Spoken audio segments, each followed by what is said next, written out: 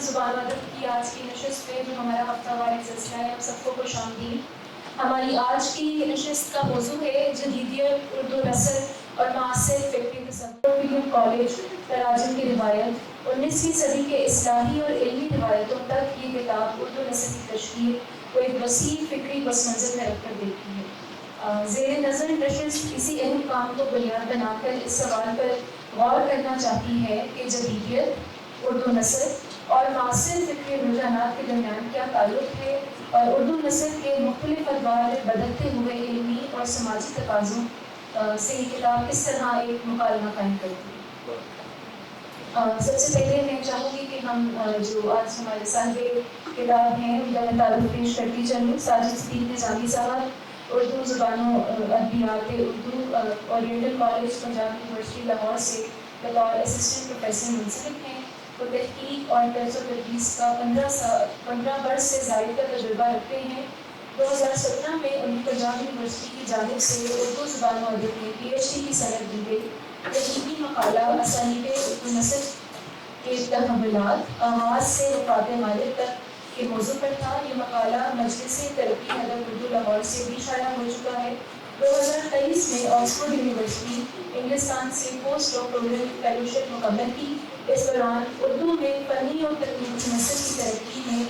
Thomson civil engineering college Roorkee کا کردار کے موضوع پر تحقیقی منصوبہ مکمل کیا۔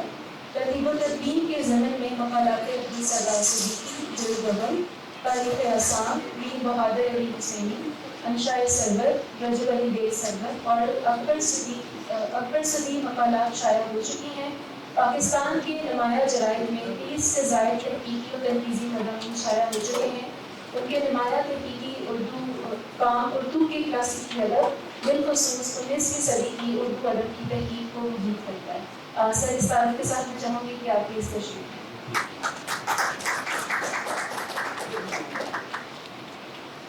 اس کے بعد ہماری جو اگلی شریک گفتگو ہیں میت واصف خان عربی تاریخ اور تقابلی ادب کی محقق ہیں۔ انہوں نے UCLA سے اعلیٰ تعلیم حاصل کی، جبکہ ان کی ابتدائی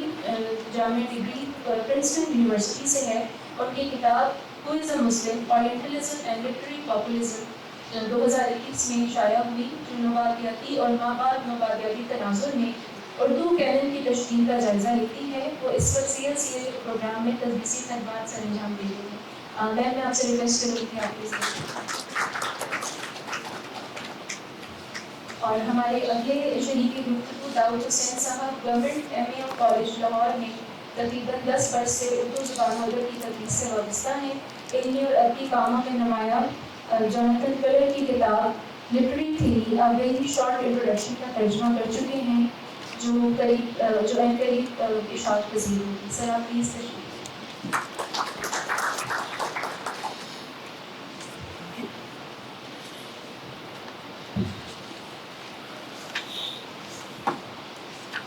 ہم اپنے آج کی نشست کا آغاز کتاب کے بھی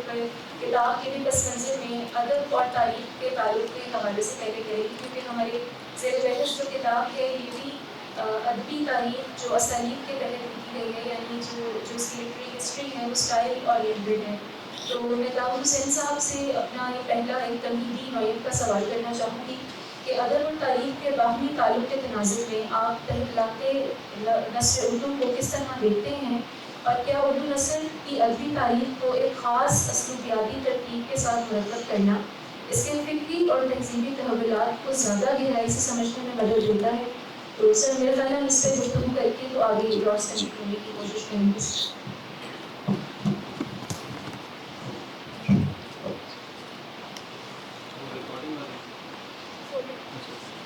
بسم اللہ الرحمن الرحیم۔ سب سے پہلے تو میں لمز اور گربانی مرکز کی تمام انتظامیہ کا شکر گزار ہوں کہ انہوں نے ایک نہایت موقر تصنیف پر اس نشست کا اہتمام فرمایا، اور ہم سب کو اس کے حوالے سے اظہار خیال کی بھی، گفتگو کی بھی اور صاحب کتاب سے تبادلہ خیال کی کا ایک موقع فراہم کیا۔ کتاب آج کے اس مادہ پرستانہ ہمہ ہمی کے دور میں کتاب دوستی اور فکر و دانش کو جلا عطا کرنے کا جو کوئی بھی اہتمام کرے، جس قدر کوئی کوشش کر سکے، وہ یقیناً لائق تحسین ہے۔ ڈاکٹر سعد سلیق نظامی کا نام اب علمی اردو دنیا میں کسی رسمی تعارف کا محتاج نہیں ہے، جیسا کہ معرج صاحبہ نے تعارف میں بہت سے کی تصنیف کا تذکرہ فرمایا۔ میں اپنی گفتگو کو، میں ان کا مزاج شناس ہوں، پرانی شناسائی ہے، تو میں اپنی گفتگو کو ان کی مدلل و مفصل مداحی نہیں بننے دوں گا، کیونکہ یہ مجھے پسند نہیں ہے اور میں اس سے گریز کرتے ہوئے موضوع پر آنا چاہوں گا۔ لیکن یہ گریز بھی قصیدے کا گریز ہے، جس گریز کے بعد بھی مداحی ہی کی جاتی ہے۔ احمد فراز کا شعر مجھے یاد آ رہا ہے کہ ابتدا کی تیرے قصیدے کی، اب یہ مشکل کروں کہاں سے گریز ہے۔ تو جو یہ کتاب ہے تحولات نثر اردو، اگر ہم اس کے ٹائٹل پر ہی غور کریں تو اس کی جو پہلی اصطلاح اس میں جو اس کے ٹائٹل پر ہماری توجہ کی طرف کھینچتی ہے وہ تحولات کی ہے۔ جو تحول کا لفظ یہاں پر جن معنوں میں استعمال ہوا، میں بہت احتیاط سے یہ بات کروں تو یہاں موجود بہت سے لوگوں کا اس لفظ سے تعارف اس کتاب کے ٹائٹل سے ہی ہوا ہو شاید۔ وجہ اس کی یہ ہے کہ ہمارے ہاں ادب کے اندر آنے والی جو ادب کی ایولیوشن کا لفظ جس کو ہم استعمال کرتے ہیں، اس کو ایک خط مستقیم پر سفر کرتے ہوئے ہم تصور کرتے ہیں کہ وہ ایک عمودی خط ہے جو کہ صرف ترقی کی منازل ہی طے کر رہا ہے۔ تو کتاب کی تقدیم میں استاد الاساتذہ جناب ڈاکٹر خالد محمد زکریا نے اس کی بہت خوبصورت وضاحت و صراحت فرمائی ہے کہ ادب میں بالعموم یہ ہوتا نہیں ہے، اس کی مختلف اصناف اپنے اپنے دائرے میں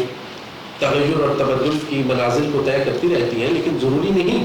کہ جو پچھلی اگلی آنے والی چیز ہے وہ پچھلی سے بہتر ہی ہوگی۔ اس میں تبدیل ضروری، اس میں کوئی تبدیلی آ سکتی ہے، مختلف ہو سکتی ہے، لیکن ضروری نہیں کہ وہ بہتر ہو۔ لیکن کیا کیا جائے کہ ہمارے ہاں تنقید میں، تاریخ میں، تحقیق میں ہم ارتقاء کا لفظ ہی زیادہ مروج رہا ہے۔ ہم نے چاہے اردو غزل کا ارتقاء کہہ لیں، اردو نظم کا ارتقاء کہہ لیں، ہم نے اس کو ارتقاء کے پیرائی میں ہی رکھا اور سمجھا ہے۔ تو یہ جو تحول کا لفظ یہ اردو سے پہلے فارسی میں تو مستعمل رہا ہے، فارسی جو تنقید ہے اس میں تحول کا لفظ عام استعمال کیا جاتا ہے، زیادہ عام نہیں لیکن استعمال کیا جاتا رہا ہے۔ اس اسلوبیاتی مطالعے کے لیے تحول کا لفظ استعمال کرنا جو فاضل مصنف ہے ان کی احتیاط کو سامنے لاتا ہے کہ انہوں نے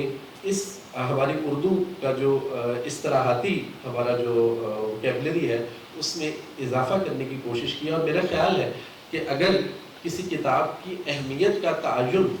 پہلے سے موجود علمی یا فکر و دانش کے سرمایے میں اضافے سے طے کیا جائے گا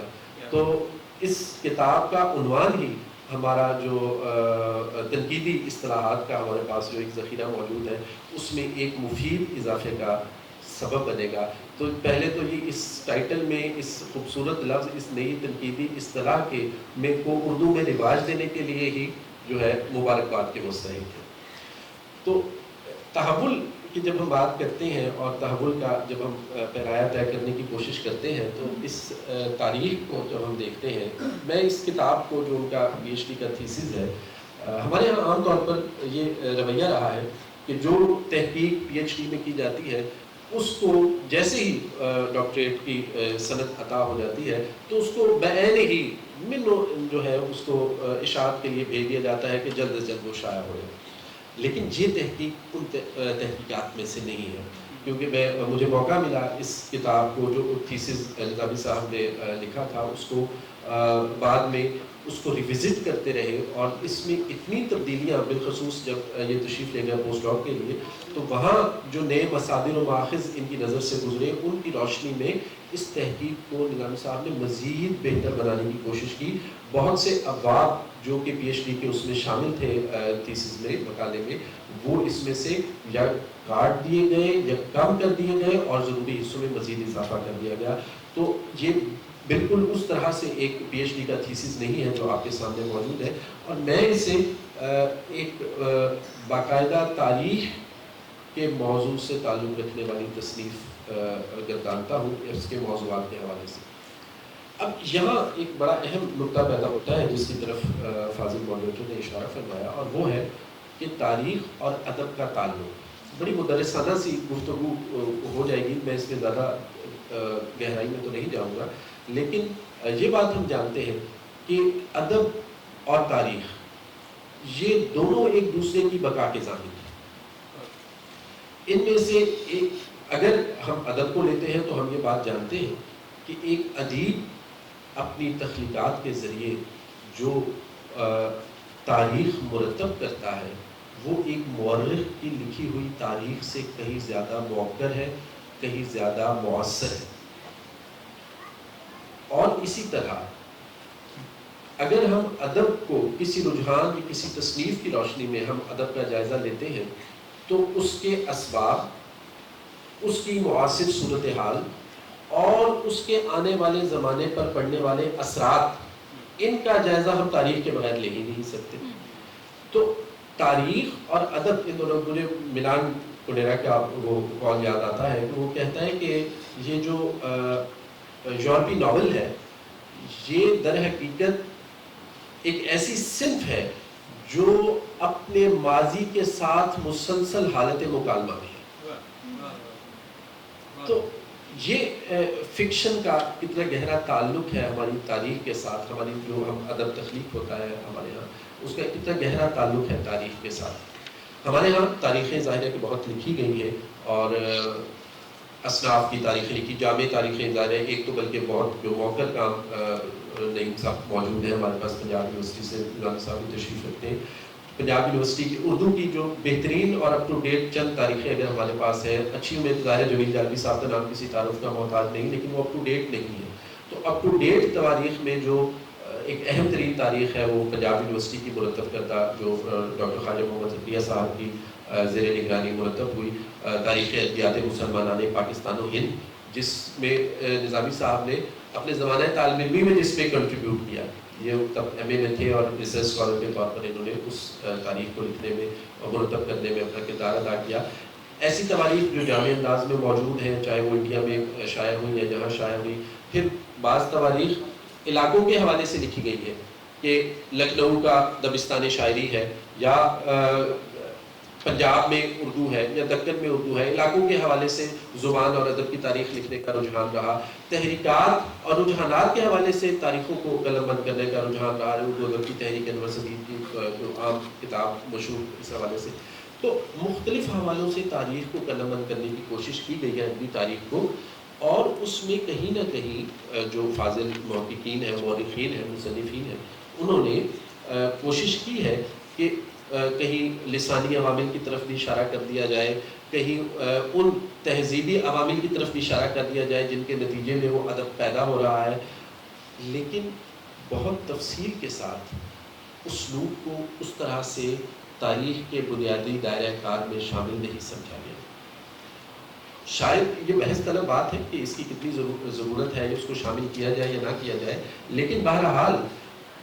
اسلوب کی اہمیت کسی بھی ادبی فن پارے میں، اگر اسلوب کو، مجھے یاد آ گئے وہ ہمارے صاحب آواز دوست مختار مسعود صاحب سے کسی نے کہا کہ صاحب، مختار مسعود صاحب نے اپنے کسی دوست سے کہا کہ جناب میں بہت خوش ہوں کہ میری کتاب کا فلاں زبان میں ترجمہ ہو گیا ہے اور فلاں زبان میں ترجمہ ہو گیا ہے، شاید مشفق خواجہ ہی تھے غالباً۔ تو مشفق خواجہ نے فوراً جواب دیا کہ جناب آپ جس بات پر خوش ہو رہے ہیں وہ قطعاً قابل فخر بات نہیں ہے۔ انہوں نے کہا جی یہ آپ کیسی بات کر رہے ہیں، دنیا میں میری کتاب پہنچ رہی۔ ان کا صاحب اسلوب کا ترجمہ نہیں ہو سکتا اور آپ کی کتاب میں سوائے اسلوب کے کچھ نہیں۔ تو اسلوب اتنی اہم چیز ہے کہ اگر آپ اس کو منہا کر دیں کسی کتاب کی شناخت میں سے تو کتاب میں باقی کچھ رہتا نہیں ہے، خاص طور پر آپ اگر ادبی نثر کی بات کر رہے ہیں۔ تو نظامی صاحب نے اس کتاب میں، اس تاریخ میں جو بنیادی سروکار اپنا طے کیا ہے وہ اسلوب کا ہے۔ انہوں نے نہ زمانے کی تحدید تو ظاہر ضرور کی ہے، لیکن کسی علاقے کی یا کسی ادبی رجحان کی یا کسی ادبی صنف کی تحدید کرنے کی بجائے اور اس کے مرکز میں گھومنے کی بجائے انہوں نے ادبی تخلیقات کا جو ایک اہم ترین عنصر ہے، جو اس کا اسلوب ہوتا ہے، اس کو اچھا اسلوب کی ڈیفینیشن طے کرنے میں یہ کتاب بہت اہم ہے. جو پہلا ہی باب ہے اس میں اسٹائل ہے کیا، یہ بہت بڑی بحث ہے. ہم نے ابتدا میں تو ہم نے یہاں سے بات شروع ہوئی کہ style is the main himself, اور لیکن پھر تو ہم نے دیکھا کہ جدید تنقیدی مباحث کی روشنی میں نہ مصنف کی اہمیت رہی اور نہ پھر لکھی ہوئی چیز کی اہمیت رہی. تو اسٹائل کہاں گیا، اور اسٹائل کس چیز کو آپ کیسے ڈیفائن کریں گے کہ اسٹائل کیا چیز ہے. تو اسلوب کو انہوں نے بہت عمدگی سے مختلف جو ہمارے ماہرین ہیں، جو مختلف نقاد ہیں، ان کے آراء کی روشنی میں اسلوب کی ایک واضح شکل جس حد تک ممکن ہے اس کو طے کرنے کی اس میں کوشش کی ہے. یہ اپنی جگہ پر ایک بہت مفید اضافہ ہے اردو. اب یہ جو اسلوب کا انہوں نے مطالعہ کیا ہے، اسلوب کوئی شک نہیں اس میں کہ تغیر اور تبدل کے تمام پہلو، ٹرانسفارمیشن کے معنی بھی اپنے اندر تحول کا لفظ رکھتا ہے. لیکن اس کا ایک اور جو بہت مفید پہلو ہے آپ لوگوں کی نظر سے، جب آپ اس کتاب کو دیکھیں گے تو آپ کی نظر سے وہ گزرے گا، وہ تحول کے ساتھ ساتھ تنوع کو پیش کرنا ہے. اردو نثر کو اگر ہم صرف یہ سمجھ لیں کہ جی یہ جب اردو نثر کا لفظ آئے گا تو اس سے صرف ناول اور افسانہ ہی مراد ہے، اس سے صرف ڈرامہ ہی مراد ہے، اس سے صرف خاص قسم کی تخلیقی نثر ہی مراد ہے، تو ایسا ہے نہیں. اور عام طور پر اردو نثر کے جو یہ اصناف جو اس کے علاوہ ہٹ کر اصناف ہیں، ان کو عام طور پر ہمارے ہاں تحقیق میں توجہ نہیں دی جاتی. تو اس جو تصنیف میں، اس تاریخ میں جو تنوع ہے اس کو بہت خوبصورتی سے دکھایا گیا ہے. اور بہت سی ایسے ادارے، ایسے مصنفین، ان پر اس پر کام موجود ہے جن کا اس سے پہلے اس تفصیل سے ذکر نہیں ہوا. مثال کے طور پر جو ہم بہت حیران ہوتے تھے جب نظامی صاحب اس موضوع پر کام کر رہے تھے کہ فورٹ ولیم کالج کا، دلی کالج کا بہت تواتر سے ذکر ہوتا ہے. میڈم کا اختصاص ہے، وہ انشاءاللہ موضوع کے حوالے سے اور کتاب کے حوالے سے اس موضوع پر اظہار خیال بھی فرمائیں گی. لیکن یہ وہ چیزیں ہیں جو ہم اردو زبان و ادب سے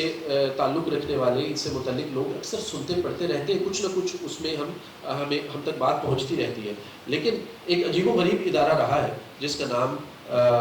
تھامسن انجینئرنگ کالج روڑکی ہے. اب اس کا نام بہت کم لوگ جانتے ہیں، لیکن اردو میں تکنیکی اور فنی نثر کے فروغ کے حوالے سے اس ادارے کی جو خدمات ہیں ان کو کما حق و تسلیم نہیں کیا گیا.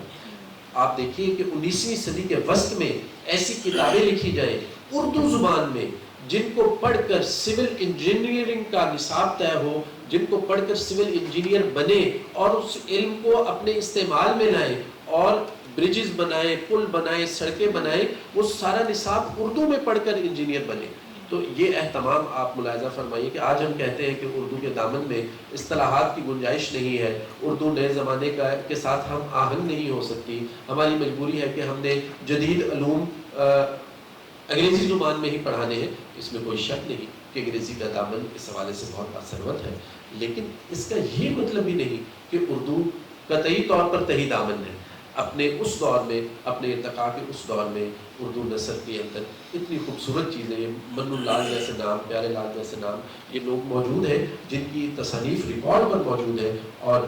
یہ اس سے پہلے کسی اسلوبیاتی مطالعے میں ان لوگوں کو اس طرح سے ڈسکس نہیں کیا گیا، ان لوگوں کو ان کا ڈیو کریڈٹ نہیں دیا گیا. میں اس حوالے سے بالخصوص نظامی صاحب کی یہ جو تحقیقی کارنامہ ہے اس کو سراہتا ہوں کہ ایسے بہت سے اشخاص، ان کے کام جن پر زمانے کی گرد پڑی ہوئی تھی، انہوں نے انہیں چھان پھٹک کر تازہ کیا ہے اور اردو زبان و ادب کے پڑھنے والوں کے لیے ان کو پیش کیا ہے، ان کو زندہ کر دیا ہے. تو یہ اس کتاب کے ظاہر کتاب بہت طویل ہے، میں بہت تفصیل سے تو اس پر ظاہر گفتگو صاحب کتاب سے ہم سنیں گے، لیکن یہ چند اس کے جو نمایاں پہلو تھے میں سمجھتا تھا کہ وہ میں آپ لوگوں کے سامنے ضرور رکھوں. انشاءاللہ تعالیٰ گفتگو جیسے آگے بڑھے گی، ہم امید کرتے ہیں کہ نظامی صاحب مزید اس کتاب کے حوالے سے اپنے خیالات کا اظہار کریں. بہت شکریہ.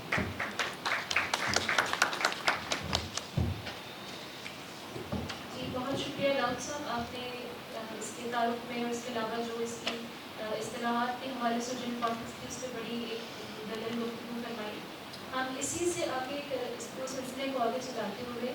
اس میں ایک بہت اہم بات جس میں فورٹ ولیم کالج کے حوالے سے شامل ہے، میں چاہوں گی کہ ہم اس پہ بات کریں، کیونکہ فورٹ ولیم کالج نے اردو نسل کی تشکیل اور ارتقاء میں جو کردار ادا کیا ہے، اس کردار کو محض ادبی خدمت ہی نہیں سمجھا جا سکتا، بلکہ اسے نوبادیاتی مقاصد کے تناظر میں بھی دیکھنا ضروری ہے۔ تو اس سلسلے میں ڈاکٹر مریم سے سوال کرنا چاہوں گی کہ فورٹ ولیم کالج میں ہونے والے تراجم، تالیفات اور نصابی نوعیت کی جو تصنیفات تھیں، انہوں نے اردو کے اسلوب، زبان، بیان کے انداز کو کس حد تک متاثر کیا، اور اسی کی کنٹینیوشن میں کیا یہ کہنا درست ہے کہ جدید اردو نثر کا باقاعدہ آغاز فورٹ ولیم کالج سے ہوا، یا اس سے پہلے بھی اردو نثر کی ایسی روایتیں موجود تھیں جنہیں ادبی تاریخ میں کم اہمیت دی گئی؟ تھینک یو آنا۔ سب سے پہلے میں بالکل لاؤد صاحب سے اتفاق کرنا چاہوں گی کہ ٹرولی یہ کتاب جو ہے میرے خیال سے ایک نیا ایک انوگریشن ہم کہہ سکتے ہیں۔ میں پہلے سے کہہ دوں، میں بہت برگر میری اپرنگنگ ہے، تو میں کافی انگریزی انسرٹ کر دوں گی، تو میں بس ابھی پہلے سے کہنا چاہ رہی ہوں تاکہ کوئی یہ نہ سمجھے کہ میں بہت پر اردو میں گفتگو کروں گی۔ مگر ٹرولی یہ کتاب جو ہے یہ آئی تھنک ہمارے لیے ایک آرکائیوز کو کھولنا کہ اس زبان کی آرکائیو کیا تھی اور کتنی وسیع ہے، یہ truly this is quite an amazing work. اور میں یہی دیکھ رہی تھی کہ جو اس کی وسعت ہے اس سے یہ پہلے کبھی شاید کسی نے اس وسعت سے اردو کی سارے جو ہسٹوریکل، چاہے ہم ان کو نوآبادیات کے حساب سے دیکھیں، چاہے ہم ان کو اس آرگینک ڈیولپمنٹ کے لینس سے دیکھیں، مگر یہ وسعت جو ہے میں نے بالکل کبھی نہیں دیکھی، اور میرے لیے بھی یہ بہت ہی آج میں اسی کے تھرو جو دیکھ رہی تھی کہ کیا کیا ڈفرینٹ جگہوں سے نظامی صاحب نے اپنا یہ پوری اسٹڈی انڈر ٹیک کی ہے۔ فورٹ ولیم کالج کے حوالے سے میں سب سے پہلے یہ کہنا چاہوں گی کہ فورٹ ولیم کالج وہ ادارہ تھا جس نے اردو زبان میں ادب کے، اردو فارسی کے بھی ہم کہہ سکتے ہیں، جس کو ہم ایک وقت میں انڈو پرشین کمپلیکس کہتے تھے، یا اردو فارسی ایک کلیکٹیو زبان تھی، اس میں ادب کے معنی کو کیسے بدلا۔ یہ ایکچولی سب سے کی چیز ہے اس میں، کیونکہ یہ اس پہ کبھی ہم ادب آج کل لفظ استعمال کرتے ہیں، ہم لٹریچر بہت کیجولی بولتے ہیں، ہم لٹریچر اور ادب کی ایکویشن بہت آسانی سے کرتے ہیں، مگر ہم یہ بھول جاتے ہیں کہ ادب کے معنی ہی اور تھے فورٹ ولیم کالج سے پہلے، اور فورٹ ولیم کالج کے بعد اس لفظ میں سے اس کی آدھی رچنس، اس کی ڈیورسٹی، اس کی پریکٹس، اس کی کاسموپولیٹنزم جس کو ہم کہہ سکتے ہیں، جو پریکٹسز وہ سب لے لیے گئے، اور لٹریچر جس کو انگریزوں نے as an instructional mode for population سمجھا، وہ کیسے انٹروڈیوس ہوا، اور اس کے بعد سے I think Fort William college نے اردو کا ایک اردو زبان میں جو بالکل تحولات ہو رہی تھی ان کو ایک ڈائریکشن دے دیا، جو پھر گورن ہو رہا تھا کافی حد تک۔ اور بالکل جو فورٹ ولیم کالج سے پہلے ہمارے نثر کے اردو میں مثال ہیں، ان میں ڈیورسٹی ہے، اور ان میں مگر سب سے ضروری چیز یہ ہے کہ اس میں جس کو ہم مورل یا اخلاق کہتے ہیں وہ نہیں پریزنٹ ہے۔ اور جیسے اگر آپ یہی اگزامپل لے لیں، رانی کیتکی کی کہانی ایک بہت اچھا ایگزامپل ہے، جو ایک اسٹائلسٹک ایکسرسائز ہے، ایک آدمی نے صرف اپنا سکل دکھانے کے لیے کہ میں یہ کر سکتا ہوں بس۔ اور اردو زبان میں آئی تھنک یہ غزل میں بھی ایک بہت پریزنٹ تھی، انوویشن بالکل پریزنٹ تھی، مگر اسٹائلسٹک، اور جتنا اسٹائل پہ پری فورٹ ولیم ایک اثر تھا، اور ایک ایکسپیریمنٹیشن، اور ایک ہم کہہ سکتے ہیں ایک ایروگنس بھی بہت رائٹرز میں موجود تھا، اس سے جس قسم کے ہمیں جس قسم کی شاعری، جس قسم کے نثر کے مثال ملے ہیں، وہ میچ اپ ہی نہیں کرتے لٹریچر لفظ کے ساتھ۔ بالکل ویسے کربل کتھا بھی ایک بہت مزے کا ایگزامپل ہے، جس میں کوئی اخلاق کوئی نہیں آپ کو ملنا، مگر ایک آپ کو شاید گریف، شاید ریورنس، شاید ایک کہانی، شاید ہسٹری ان سم سینس، یہ سب موجود ہے۔ تو فورٹ ولیم کالج کا آبویسلی جو یہ تو سب کو معلوم ہوگا، اور اس کتاب میں بھی واضح ہوا ہے کہ فورٹ ولیم کالج 1800 میں اسٹیبلش ہوا، جنہوں نے حکومت سے، نوآبادی حکومت سے کہا اس کو سیٹ اپ کریں، وہ ایک بزنس مین تھے جو کبھی ڈاکٹر تھے، کبھی انہوں نے ٹرانسلیشن مینول بیچے، کبھی انہوں نے پرپل انڈیگو ڈائی جس کو کہتے ہیں اس کے کھیت پالے. اس کے بعد ان کو سمجھ آئے کہ یہ ایک بزنس وینچر ہو سکتا ہے جس میں اور ریئلی اس کا کوئی آپ اس کو جو ہے نا، ہم اس کو کیسے سمجھیں، یہی ہے نوآبادیات، یہی ہوتی ہے کہ ایک پاپولیشن جو ہے وہ ایک مارکیٹ بن جاتی ہے اس ملک کے لیے. دوسری بات آف کورس جو فورٹ ولیم کی جو دوسری بہت انوکھی تھی وہ یہ تھی کہ فورٹ ولیم اردو کے لوگوں کے لیے، اردو بولنے والے لوگوں کے لیے تو بنا ہی نہیں تھا، وہ تو جوان افسران کی لینگویج ٹریننگ اور ٹرولی جوان مردوں کی لینگویج ٹریننگ کے لیے بنا تھا. اور اسی لیے جو اس میں ٹیکسٹ آئے ان میں ایک بہت پرٹیکولر قسم کی اخلاقی کائنڈ آف رجحان تھا، جس کا کیونکہ یہ ایک بہت اچھی اسکالر ہے انڈین، اور انڈیا سے اب کام بہت اچھا آ گیا فورٹ ولیم پہ. یہ خاتون جو ہے انہوں نے تھوڑا سا کام کیا للو جی لال پہ، جس کے بعد انہوں نے پھر چھوڑ دیا، مگر اس پہ انہوں نے بہت ہی ایک اچھا میرے خیال سے آرکائیول وہ دکھایا ہوا تھا کہ کلونیل اینگزائٹیز یہی تھی کہ یہ لڑکے شرابیں نہ پئیں. یہ بازار جو ایک شہر کی سب سے سینٹرل اور وائبرنٹ لینگویج لرننگ سائٹ تھی، جہاں زبان کی سب سے زیادہ انوویشن ہو رہی تھی. اور آف کورس ہمارے اپنے اردو کے غزل کے شاعر ولی زٹلی یہ سب بازار کی زبان میں اکثر لکھتے تھے، اور غزل کی ڈیولپمنٹ 18ویں صدی میں بازاری زبان سے ہوئی، جس کو ہم اکنالج نہیں کرتے. ہم میر پہ شروع کرتے ہیں، ہم یہ نہیں اکنالج کرتے کہ میر سے پہلے بھی غزل کی کیا رول تھا، غزل کی زبان کس طریقے سے اور کہاں سے آ رہی تھی، اور کس کس قسم کی تغزل کا پریکٹس کیا تھا. تو فورٹ ولیم کالج میں یہ اینگزائٹی جو تھی یہ فارمیٹیو تھی ان نثری جو نثر کی ساری ہوئی، اس کے بعد کتابیں شائع ہوئی، وہ ان میں یہ اینگزائٹی بہت ضروری تھی کہ ایک اخلاقی فلیور آئے ان سب کتابوں میں، جو لوکلز کے لیے نہیں تھا مگر انفیکٹ ان جوان انگریزوں کے لیے تھا جو بازار میں ادروائز جا کے دوائز وغیرہ کے ساتھ اس میں پڑ جاتے. تو یہ ساری اینگزائٹیز ایکچولی جو ہم ان کے اکثر ٹیکسٹ میں ہمیں ملتی ہیں، وہ اس اینگزائٹی سے یہ ٹیکسٹ سارے لکھے گئے ہیں. یہ بھی آبویسلی کتاب میں بھی ہے، اور بہت زیادہ انفیکٹ بہت زیادہ ڈیٹیل میری اپنی اسٹڈی سے بہت زیادہ اس میں آئی تھنک آرکائیول کام ہوا ہوا ہے. مجھے یہ بھی پتہ ہے کہ کچھ کتابیں ہمیں مجھے تو خیر اس وقت ایکسیس نہیں تھی کیونکہ وہ انڈیا میں ہی کئی ان کی ایڈیشنز رہ گئی ہیں، اور ہمیں اب وہ ایک جو ہے بارڈر اس سے اب یہ اردو کی بھی اسٹڈیز افیکٹ ہوتی ہیں. مگر آبویسلی باب و بہار اس میں سے سب سے سینٹرل، سب سے فارمیٹیو، سب سے وہ کتاب ہے. مگر اس میں جو ایک ضروری بات آتی ہے کہ فورٹ ولیم وہ جگہ ہے جس میں داستان کا بھی ایک ڈکلائن اور بہت مارکڈ ڈکلائن شروع ہوتا ہے اس وجہ سے کہ باب و بہار جو ہمیں لگتا ہے کہ قصے کے اسٹائل میں لکھا گیا ہے، مگر باب و بہار کو اگر بہت کیئرفلی دیکھیں، اس کے نقطے دیکھیں تو اس میں ہر کہانی کے اینڈ پہ ایک مورل اینڈنگ ہوتی ہے. اچھے برے کا فرق کیا جاتا ہے. جو عورت کچھ رنگین مزاج کی آپ کہہ سکتے ہیں ہوتی ہے، اس کو ختم کیا جاتا ہے یا اس سے دوسرے کو کہا جاتا ہے کہ اس سے دور رہو، یہ سب چیزیں. اور اس میں ایک کنکلوژن مورل جو ہے نا، مورل کنکلوژن اس میں اپیرنٹ ہے. جو خلیل خان عشق کی ایڈیشن تھی داستان امیر حمزہ کی، اس میں خلیل خان عشق کہتے تو ہیں کہ میں نے یہ سادہ زبان میں لکھی، اور وہ جو بھی انہوں نے آئی تھنک ہندوستانی شاید کہا ہوا ہے انہوں نے، جو اردو پڑھنے والے میں تو بھول بھی گئی ہوں کہ کیا ان کی ایگزیکٹ فریزنگ تھی. مگر گلکرسٹ کو، جان گلکرسٹ جو ایک ہم سب کے پرنسپل ٹیسٹ میکر بھی ہم ان کو کہہ سکتے ہیں، ان کو خلیل خان عشق کی کتاب کچھ ہضم نہیں ہوئی تھی، اور انہوں نے اس کتاب کو in the coming years blacklist کرا دیا تھا کہ اس کتاب کی جو تھیمز ہیں وہ بالکل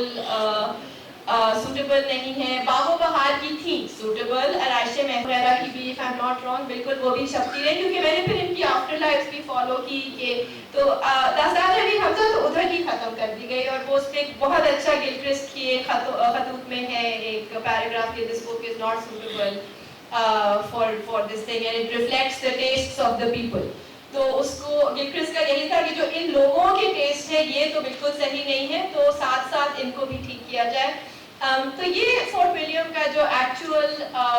تھا کہ ایک اس وقت، اور آپ یہ بھی سوچ سکتے ہیں کہ ایک ادارے کی فنڈنگ بھی بہت زیادہ تھی، جو آج ہم بھی دیکھتے ہیں کہ جس ادارے کی فنڈنگ زیادہ ہے وہ سوسائٹی کو متاثر بھی کر سکتا ہے کہ ایسے طریقے میں جو ایک ادارہ غریب ہونے میں پڑا ہے نہیں کر سکتا. تو فورٹ ولیم کا انفلوئنس اس طریقے سے شروع ہوا. آبویسلی جو اور یہ بھی واضح ہے کہ جو فورٹ ولیم میں جیسے باغ و بہار کتاب لکھی گئی، اس کو جو فورٹ ولیم اور ایک آپ کہہ سکتے ہیں کلونیل ایمبٹ سے جو دور تھے لوگ، جن پہ جو اثر ریزسٹ ابھی بھی کر رہے تھے، جس میں رجب علی بیگ سرور بہت ایک ضروری فگر ہیں، انہوں نے اس کتاب کو ریجیکٹ کیا کہ یہ اردو نہیں ہے. اور جب یہ ریجیکشن ہوتی ہے تو اس کتاب کو اردو میں انٹری بھی مل جاتی ہے. پہلے تو اس کو سمجھا بھی نہیں جاتا کہ یہ انفیکٹ اردو زبان کی ہے. دلی جس کو کہتے تھے اردو کے لوگ جو زبان ہوتے ہیں، پہلے تو اس کو نہیں اس میں شامل کیا جاتا تھا. مگر جب یہ رجب علی بیگ سرور کی یہ ڈیبیٹ شروع ہو گئی کہ دلی کے روڑے یہ رہ گئے ہیں اس کتاب میں، تو وہ لکھنؤ اور دلی کی ڈیبیٹس میں بھی کتاب انیڈورٹنٹلی آ گئی. اور آبویسلی ایک تو اس کا ایک اس کی شہرت کا ایک موقع یہ تھا. دوسرا آبویسلی یہ بھی تھا کہ فورٹ ولیم کالج کی جو کریکولم تھی وہ پھر گورنمنٹ سکولز جو گورنمنٹ آف انڈیا نے پھر کھولے، ان میں یہ کتاب ایک سلیبس کے طور پہ شائع ہو گئی. اور اگر آپ آئی تھنک 100 سال کی بھی ہم ہسٹری لے لیں تو باغ و بہار ہر امتحان، ہر یونیورسٹی انٹرنس، ہر لیول پہ ایک یوزلی مسلمان بٹ آبویسلی جو ہندو اسٹوڈنٹس وغیرہ بھی تھے ان کو بھی اس کتاب کی ضرورت پڑتی تھی اگر انہوں نے برٹش سسٹم میں کسی بھی طریقے سے داخل ہونا تھا. تو یہ ان اے سینس فورٹ ولیم یہ 2-3 چیزیں لایا. ون کہ اس نے فورٹ ولیم کے ذریعے جس کو ہم کہتے ہیں ادب کے معنی بدل گئے اور بدلتے رہے. ادب کا معنی چھوٹے سے چھوٹا ہوتا رہا اور جو فورٹ ولیم کے ذریعے ڈیفینیشن اپلائی ہوئی تھی وہ پھر آہستہ آہستہ جس کو ہم کہتے ہیں مورل بٹ انٹرٹیننگ یا انٹرٹیننگ بٹ مورل، جو گلکرسٹ کے لیے الفاظ تھے مورل بٹ انٹرٹیننگ ٹیکسٹ، وہ ایک ریکویزٹ ہو گیا نثر میں. شاعری تو بہت دیر تک میرے خیال سے 1857 تک محفوظ رہی، غزل محفوظ رہی، جس کے بعد اوبیسلی الطاف حسین حالی نے اس پہ بھی ایک اب کہہ سکتے ہیں تحول ہوا یا پھر اس کی ہوئی کوئی انجینئرنگ ہوئی، یہ اب ہم کہہ سکتے ہیں. مگر اس میں بھی میں وہ بھی ایکچولی دیکھ رہی تھی کہ اس میں میں ایکچولی یہ بھی ڈھونڈ رہی تھی کہ کیا لٹریری کرٹیسزم یا لٹریری ہسٹری کا جو جانرا ہے جو الطاف حسین حالی اور مولانا آزاد نے شروع کیا وہ اس کتاب میں ڈھونڈ رہی تھی کہ آپ نے شامل کیا یا نہیں. تو وہ ایک بہت ضروری آبویسلی ڈیولپمنٹ اس طریقے سے ہوتی ہے. دورانیہ اس سے پہلے تک کا ہے، اس کا 1869 تک کا ہے. اچھا بس ایک 2 سال سے ہم رہ گئے، بس چند سال سے مس ہو گئے اگلے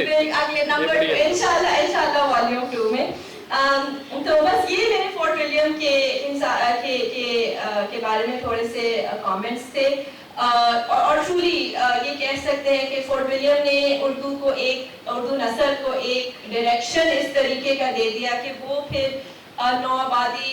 اتھارٹی اس کے ڈائریکشن میں ہی بہت سال رہا.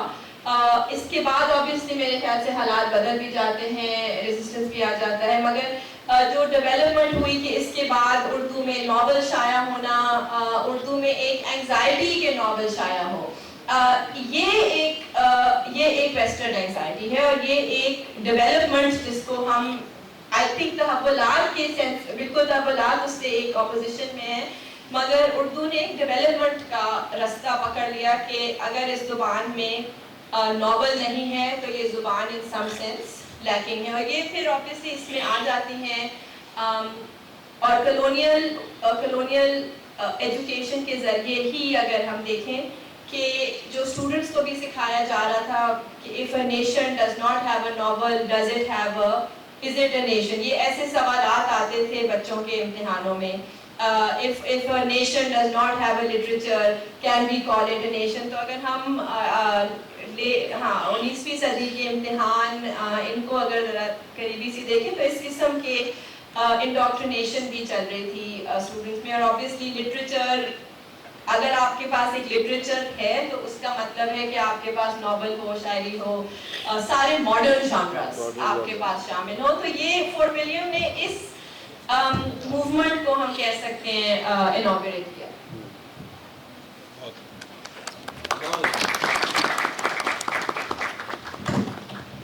بہت شکریہ میم. میں اس کتاب سے ایک چھوٹا سا ایکسرپٹ ریڈ کر کے اس کے فالو اپ میں ایک کوشچن پوچھوں گی. اس میں میں چاہوں گی کہ آپ اس میں تھوڑا سا اس کو ریڈ کی اس کو بتا دیجیے.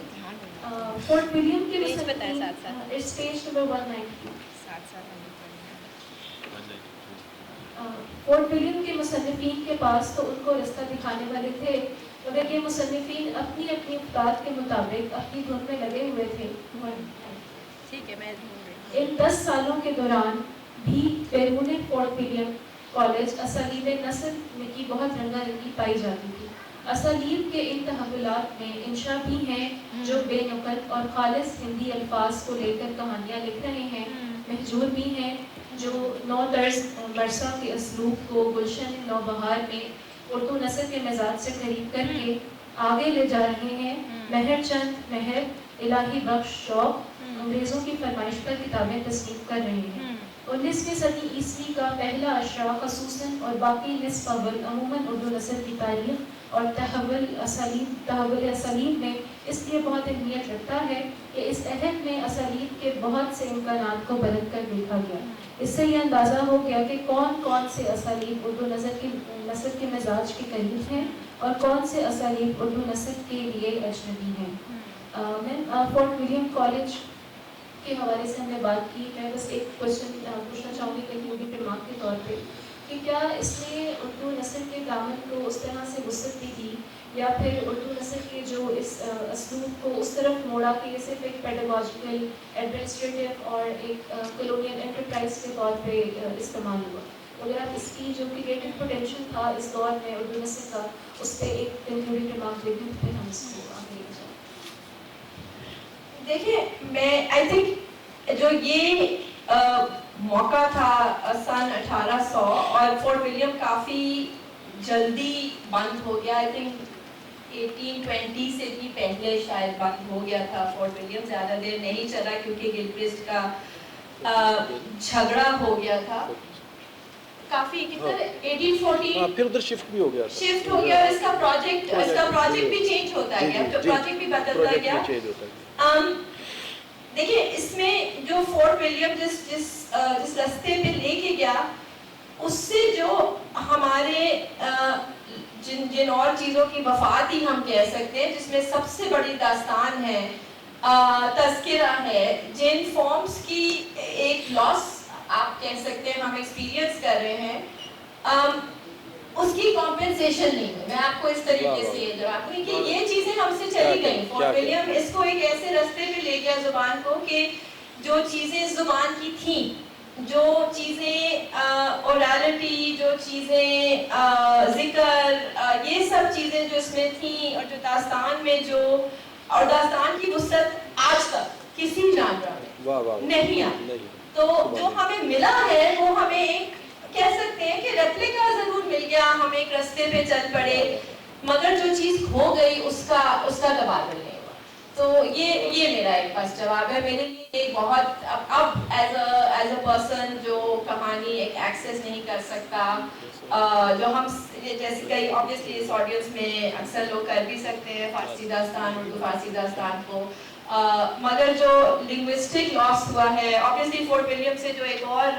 چیز چلی وہ یہ بھی تھی کہ فارسی آہستہ آہستہ اردو کی لٹریرینس میں سے نکال دی گئی. اردو زبان کو کہا گیا کہ یہ بالکل ہندوستانی بھاشا کی طرح ہو, یہ اس میں فارسی اور یہ جو دوسرا سٹائل تھا جس کو سٹائلائزڈ کہتے ہیں, جو ایک سٹائل انشاءاللہ خان انشاء میں ہمیں ملتا ہے, عشق کی داستان میں ملتا ہے, وہ غائب ہو گیا اور اردو کو ایک ورنیکولر فار دا پیپل کے رستے پہ لے جایا گیا. تو وہ بہت بڑے دو لاسز ہیں. میڈم کی موجودگی کا فائدہ اٹھاتے ہوئے میں ایک سوال پلیز آپ میڈم سے میں تو پھنس گئی اس میں نظامی صاحب سے کرے نا, وہ بتائیں گے سب کچھ ہمارا تو بیان ہو رہا ہے. کیونکہ میڈم کا اس بات پر اس موضوع پر اختصاص ہے تو ان کی گفتگو کے دوران ایک اور پہلو میرے ذہن میں آیا, تو میں ان کی اس پر ان کا اظہار خیال کا ریکویسٹ کروں گا کہ آپ ضرور اس کو بیان فرمائیں کہ یہ جو فورٹ ولیم کالج میں جس کی طرف آپ نے اشارہ بھی فرمایا کہ دو ٹرینڈز ایک الگ طے کیے گئے, ایک للو لال کبھی جی کا ٹرینڈ ہے پریم ساگر کا اور دوسرا ٹرینڈ ہے میر امن کا, اور دونوں کو تاکید کی گئی کہ آپ نے ایک مخصوص انداز کی زبان لکھنی ہے. للو لال کبھی جی نے وہ زبان لکھنی ہے جو جس کو پسند ایک خاص مذہب کے ماننے والے کرتے ہیں اور اس سے اپنی تہذیبی شناخت کو جوڑتے ہیں. تو یہ جو لسانیاتی افتراق کا بیج بویا گیا اسلوب کا سہارا لے کر, کیونکہ ہم اسلوبیاتی مطالعے کی یہاں بات کر رہے ہیں, تو اس کے حوالے سے ضرور کچھ. بالکل میرے خیال سے یہ بہت آپ نے بہت ہی ضروری ایک آپ ہمیں لے کے گئے. جیسے سب سے پہلے تو اس میں اسکرپٹ کا سب سے بڑا فرق تھا. اس میں یہ الفاظوں کی ایک ہم سوچ سکتے ہیں شروع ہو گئی, جس میں جیسے للو جی لال جو اپنا انٹروڈکشن لکھتے ہیں اس میں کہتے ہیں کہ یونا کی زبان میں نے نہیں لکھنا, اور یونا فارنر سنسکرت اس وقت آپ سوچیں نا سنسکرت کا یونا آیا اس میں کہ یونا کی زبان میں نہیں لکھنا. تو اس سے شروع سے ہی یہ کلیئر ہو گیا کہ یہ ایک سنسکرتک لینگویج ہوگی, اس کی اسکرپٹ جو ہوگی وہ آبویسلی دیوناگری کی ہوگی. اور ساتھ ساتھ جو ہے اردو کا میرے خیال سے جو ڈائریکشن تھا وہ یہی تھا جنس اینڈ پریوں, جن اور پریوں کا, اور وہ داستان کیونکہ انڈو پرشینٹ اس سے زیادہ تعلق رکھتی تھی. تو ایک داستان کی آپ سمجھے نا بہت ہی مختصر اور ایک سکیلیٹن کا فارم لے کے میر امن وغیرہ نے لکھا, اس کو ایک مسلم جانرا سمجھا گیا. تو بالکل اور بالکل جو للو جی لال وغیرہ کی تھی پبلیکیشنز, ان میں ایک اس میں پیور انڈک سٹوریز تھی جس میں پریم ساگر تو کلیئرلی سنسکرت سے ٹرانسلیٹ کیا گیا, اور یہ میر امن نے وہ دعویٰ بھی کیا کہ میں نے کہیں سے یہ ٹرانسلیٹ کی ہے. وہ ایک جعلی دعویٰ تھا as far as I can tell. تو anyway تو یہ بہت ضروری بات ہے, اور پھر یہ شیپ پکڑتی گئی. اب جو میرے خیال سے رائش محفل تھی شاید جس میں حاتم ٹائپ کا کافی زیادہ ذکر ہے, تو وہ وہی آپ عرب ورلڈ کے ہیروز, مسلمان ہیروز, یہ سارے اس میں, اور حاتم ٹائپ بیچارے بہت ہی اچھے تھے کمپیئر ٹو جو ہیرو بعد میں آئے ہیں نسیم حجازی وغیرہ کی کتابوں میں, تو بہت ہی اچھے تھے, اچھے سے تھے. تو بس یہ بڑا ایک ضروری پہلو ہے بالکل جس پہ آپ نے اٹینشن لائے. بہت شکریہ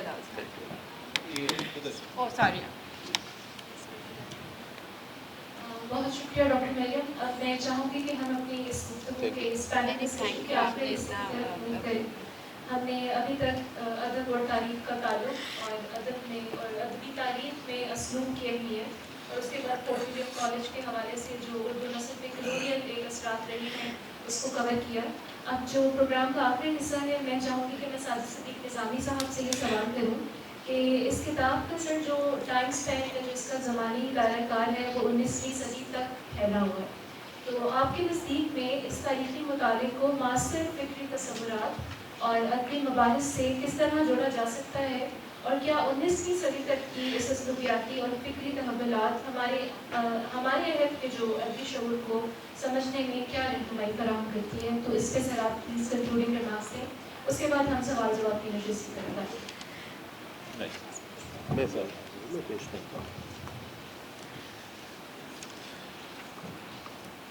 بسم اللہ الرحمن الرحیم.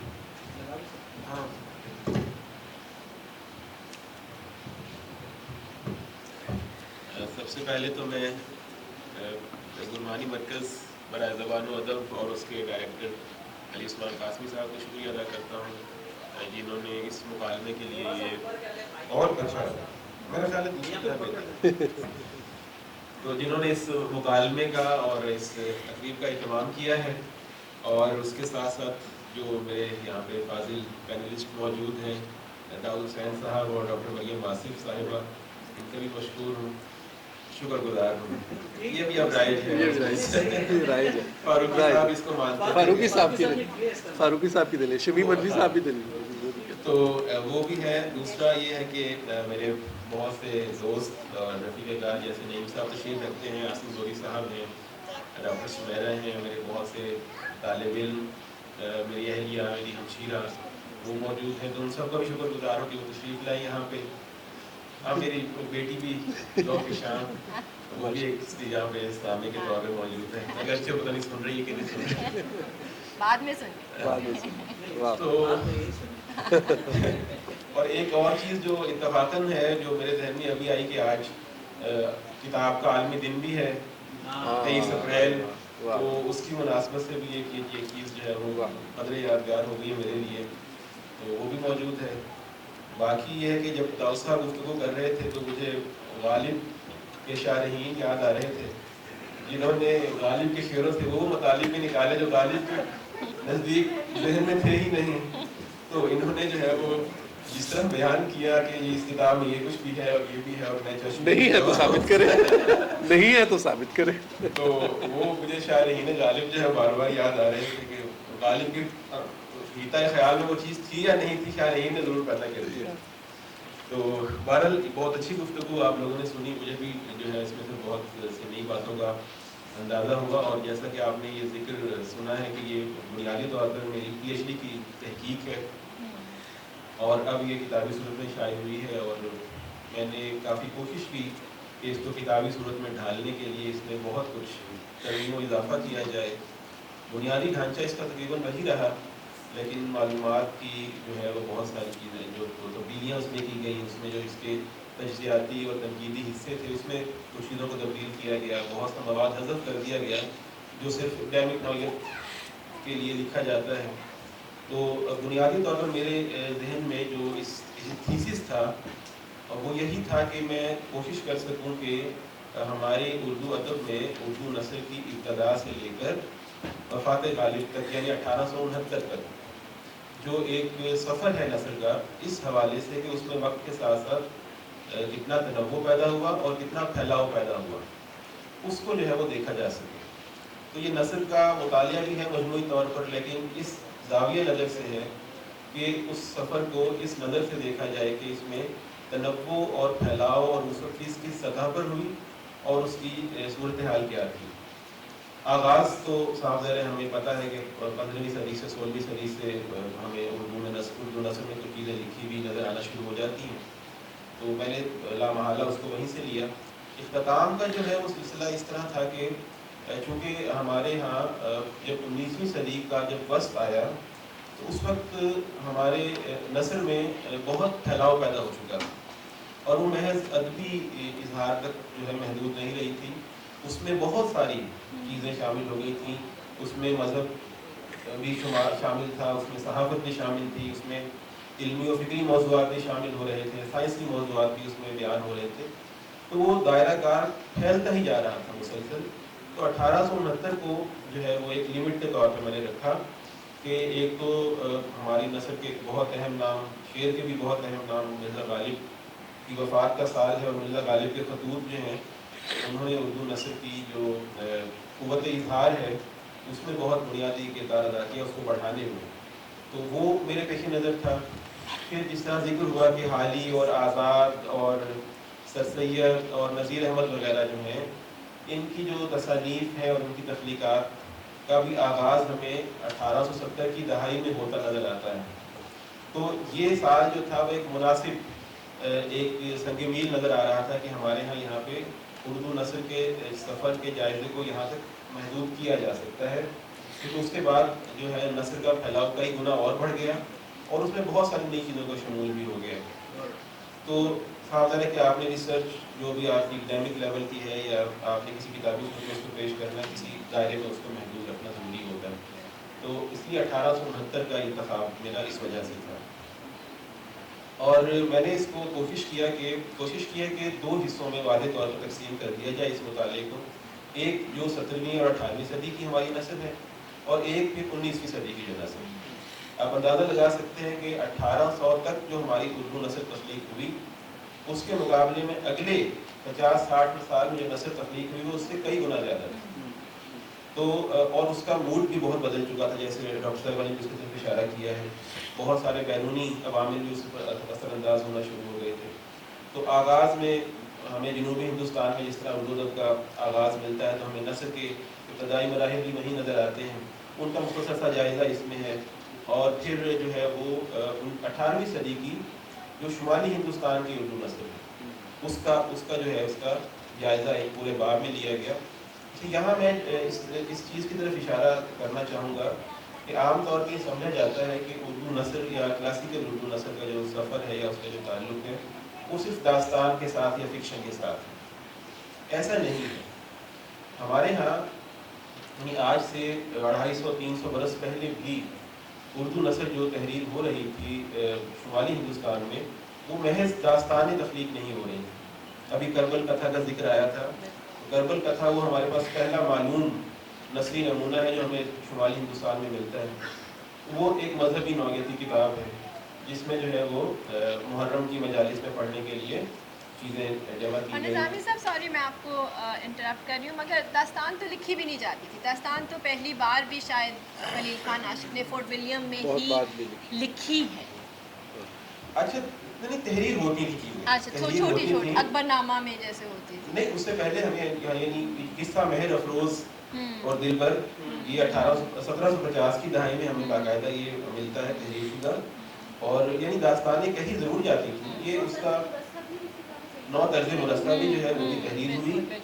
اور اس کے بعد جو بہت سارے یعنی فورٹ ولیم سے پہلے تک کے ہمیں جتنے بھی ادبی نمونے ملتے ہیں سب تحریری صورت میں ملتے ہیں. یہ آپ کی بات درست ہے کہ داستان کا بنیادی مزاج کہنے کا اور مختلف مجالس میں اور محافل میں جو ہے وہ داستان کہی جاتی تھی، لوگ سننے کے لیے جمع ہوتے تھے. میں بس ایک اور آپ کو اس میں کروں گی کہ جو اس میں میں شمس الرحمان فاروقی صاحب کی بات کو اٹھاؤں گی تھوڑا سا، جس میں انہوں نے جو ان کی ہے کتاب، انہوں نے یہی آئی تھنک کہا ہوا کہ داستان صرف ایک ہے اور وہ داستان امیر حمزہ ہے. اور اس پہ میں نے آپ کو میں نے بھی ڈس ایگریمنٹ کی کہ آپ نے داستانی تحریر کی ٹرم جو آپ نے اچھی یوز کی ہے کہ وہ داستانی تحریر ہے اور وہ داستان ہے، اور داستان میں عناصر کا ہونا اور بات. بالکل بالکل. اچھا میں چلے پہلے اس طرف آ جاتا ہوں کہ جی فورٹ ولیم کالج نے ٹھیک ہے ہماری بہت ساری چیزوں کو تبدیل کرنے کی بنیاد ضرور رکھی، لیکن میں یہ سمجھتا ہوں کہ اردو نثر کے جو سفر میں فورٹ ولیم کالج کا کردار ہے وہ بہت زیادہ کبھی وہ اوور اسٹیمیٹ ہوا اور انڈر اسٹیمیٹ بھی ہوا. اگر ہم صرف نثر کی ترقی اور نثر کی قوت اظہار اور اس کی صلاحیت میں اضافے کو سامنے رکھیں تو فورٹ ولیم کالج نے بہت مثبت کردار ادا کیا ہے، اگرچہ اس کا دائرہ کار بہت وسیع نہیں تھا. یعنی فورٹ ولیم کالج میں تخلیق ہونے والا ادب کتنے قارئین کے سامنے تھا، وہ چند 100 بھی نہیں ہوں گے. فورٹ ولیم کالج کے مخصوص طالب علم سبھی طالب علم بھی نہیں، شعبہ ہندوستانی کے طالب علم اسے پڑھتے ہوں گے، اساتذہ پڑھاتے ہوں گے، اس کے علاوہ ہندوستان کی عام پبلک انہیں نہیں پڑھتی تھی ایک طویل عرصے تک. سول سروس کے نصابات میں وہ ضرور شامل رہے متون، لیکن ہماری عام اس میں یعنی عام حافظے میں یا عام مطالعے میں کتابیں بہت کم آئیں. تو دوسرا یہ ہے کہ ہمارے ہاں داستان کے تخلیق ہونے کا سلسلہ اس کے 1 صدی بعد تک ملتا ہے. فورٹ ولیم کالج نے ہمیں داستانوں سے دور نہیں کیا، یا جو عشق کی داستان کا آپ نے ذکر کیا کہ اس کو روک دیا گیا یا اس کو مزید پبلش نہ کیا گیا، اس کی ممکنہ کوئی اور وجوہات بھی نہیں ہوں. وہ عشق جو ہے وہ ایک بہت عرصے تک باقاعدہ ملازم نہیں تھے فورٹ ولیم کالج. وہ اعدادی طور پر کبھی اور کبھی جو ہے نا وہ کچھ معاوضہ معمولی سا پا کر طالب علموں کے ساتھ جا کے بات چیت کر لیا کرتے تھے. ہماری بہت اچھی داستان ہے داستان امیر حمزہ ہی، اس کے مختصر ورژن بھی ہمیں مل جاتے ہیں 19ویں صدی میں اور مفصل ورژن بھی مل جاتے ہیں. غالب لکھنوی کی داستان امیر حمزہ ہے، 1850 کی دہائی کے اوائل میں وہ لکھی گئی ہے اور بہت شاندار نثر ہے اس کی. اور ہمارے داستانی ادب میں وہ بہت نمایاں داستانوں میں شامل ہے. حالانکہ اس وقت انگریز پوری طرح ہمارے ہندوستان کے منظرنامے پر غالب آ چکے تھے. اور وہی جو فاروقی صاحب جو آپ حوالہ کہتے ہیں کہ داستانی امیر حمزہ ہی داستان ہے, تو وہ کب تخلیق ہوئی ہے؟ وہ 1870 اور 80 کی دہائی میں تخلیق ہونا شروع ہوئی ہے اور 20ویں صدی تک ہوتی رہی ہے. 1916 اور 1920 کی دہائی میں آ کے وہ 44 اور 46 حصوں میں مکمل ہوئی ہے آ کے. تو میرا نہیں خیال کہ داستانوں کو جو ہے فورٹ ولیم کالج نے کہیں روک دیا تھا یا ان کی تخلیق پہ کوئی رکاوٹ آ گئی تھی. ہمارا جو ادبی منظرنامہ ہے اس میں داستان کا ایک بہت اہم کردار بعد تک رہا ہے. اور جب ہمارا 1857 یہاں پہ ہو گیا تھا اس کے بعد بھی داستان لکھی جاتی رہی ہے. اور اس یہاں میں نے ذکر بھی کیا ہے کہ جو 1857 کے فوراً بعد کا زمانہ ہے, آگرہ میں ایک داستان نویس بیٹھے ہیں, داستان لکھ رہے ہیں, اصغر علی اکبر آبادی. ان کی 3-4 داستانیں مختصر مل جاتی ہیں. غالب لکھنوی ہیں جن کی سب سے مشہور داستان امیر حمزہ ہے. رجب علی بیگ سرور ہیں جنہوں نے 1857 کے بعد بھی داستانوں پر توجہ دی ہے. تو یہ مجھے کچھ مناسب یعنی نہیں لگا کہ ہم یہ کہیں کہ انگریزوں کے بڑھتے ہوئے غلبے نے جو ہے وہ ہمارے ادب میں اس خاص پہلو سے جو ہے کوئی کمی رہ گئی. وہ بلکہ میں تو کہتا ہوں کہ اس کے بعد بھی یہ سلسلہ زیادہ اچھے طریقے سے جاری رہا ہے. دوسرا فورٹ ولیم کالج کا جہاں تک تعلق ہے اس تو بہت مفصل بات ہو بھی گئی ہے. ایک چیز اور ہے, وہی بات جو ابھی پہلے بھی ہوئی ہے کہ کتنے لوگ ہوں گے جو فورٹ ولیم کالج کے ٹیکسٹ پڑھتے ہوں گے. اور جب میں یہ کام کر رہا تھا تو اس وقت محمد سلیم الرحمان صاحب سے میں نے ڈسکس کیا مفصل ان ساری چیزوں کو, تو انہوں نے بھی مجھے یہ بتایا اور اس کتاب میں ان کو کوٹ بھی کیا گیا ہے کہ وہ کتابیں تو آج کے ہمارے ماسٹرز کے طالب علم بھی آسانی سے نہیں پڑھ سکتے, تو اس وقت کے انگریز طالب علم ان کو کیسے پڑھ لیتے ہوں گے. تو یہ ایک عجیب سلسلہ موجود ہے بہرحال ان متنوں کے ساتھ کہ وہ لکھے تو جا رہے تھے لیکن کیا وجہ تھی کہ وہ بڑے پیمانے پر قبول عام حاصل نہیں کر رہے ہیں. اب جیسے حیدری کی گلزار دانش ہے,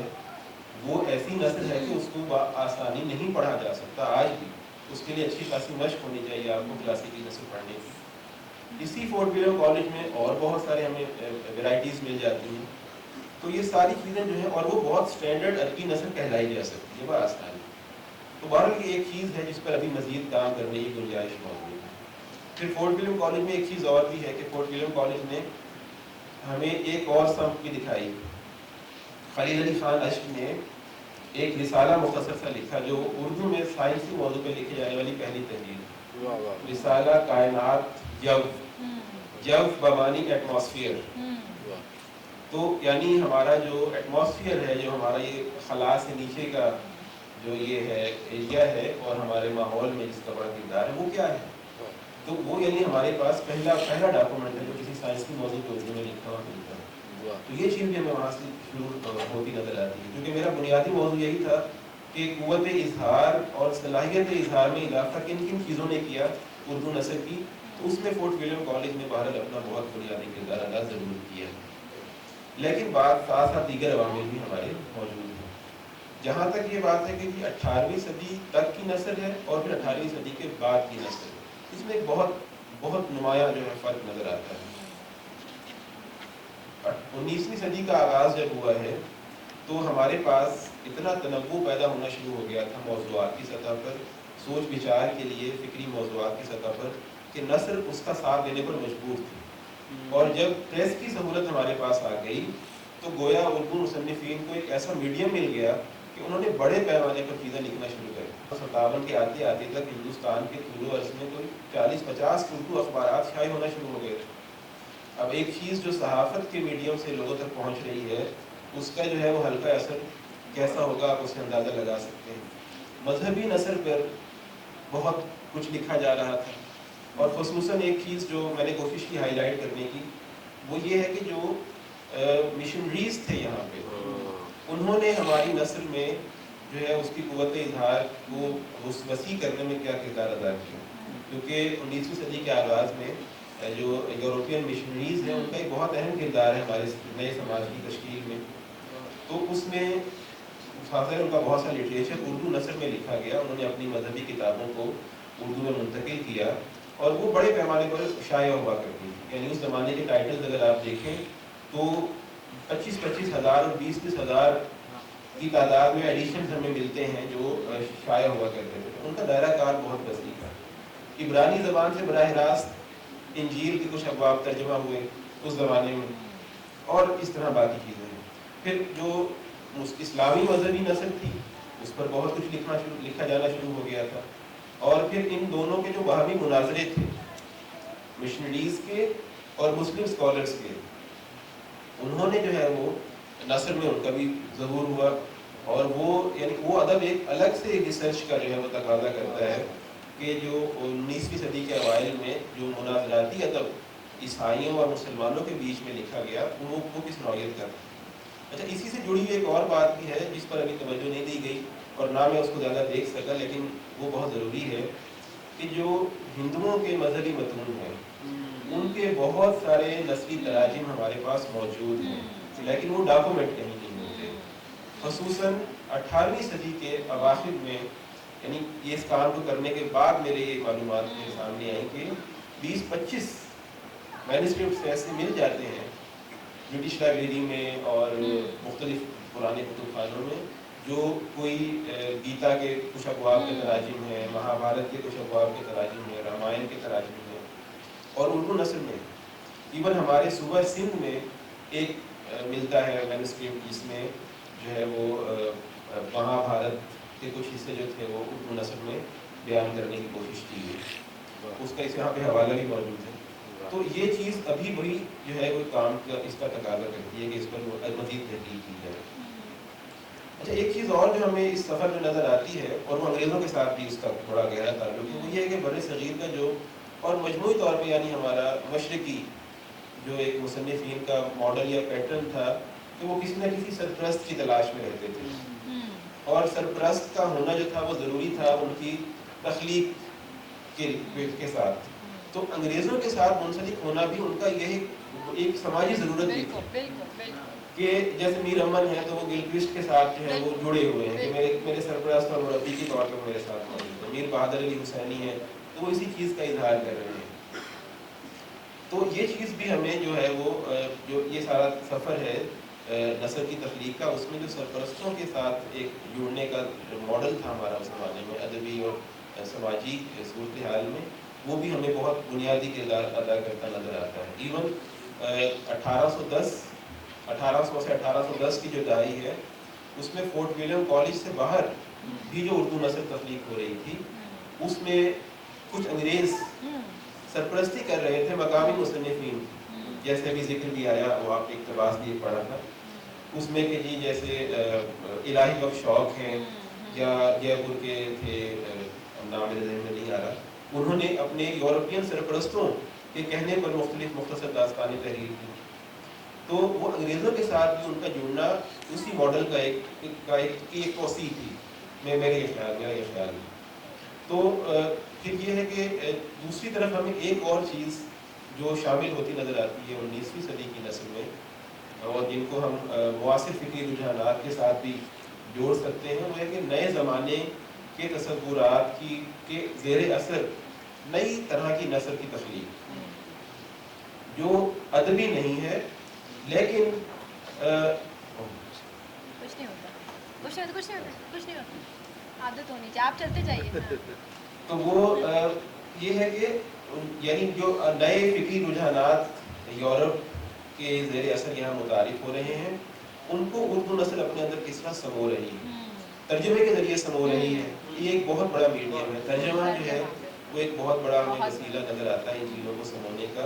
اور یعنی میں بھی خود جب اس پر کام کر رہا تھا اور آپ اس کو دیکھیں گے تو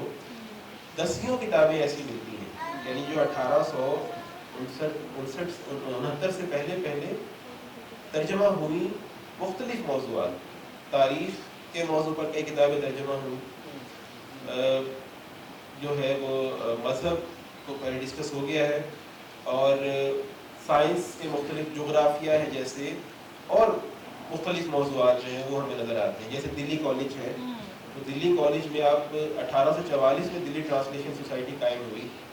اور 1844 سے 1857 میں وہ ختم ہو گئی جنگ کے ساتھ ہی. ان 13 برسوں میں تقریباً 125 سے زیادہ ٹائٹل जो है वो दिल्ली ट्रांसलेशन सोसाइटी ने पब्लिश किए। इनकी हमें फहरिस्तें मिल जाती हैं, बदकिस्मती से सारी किताबें नहीं मिलती। तो आप अंदाज़ा कर सकते हैं कि उन 13 वर्षों में 125 से ज़ायद टाइटल्स किस तरह उर्दू नस्ल की सलाहियत इज़हार में इजाफा करने का सबब बने होंगे।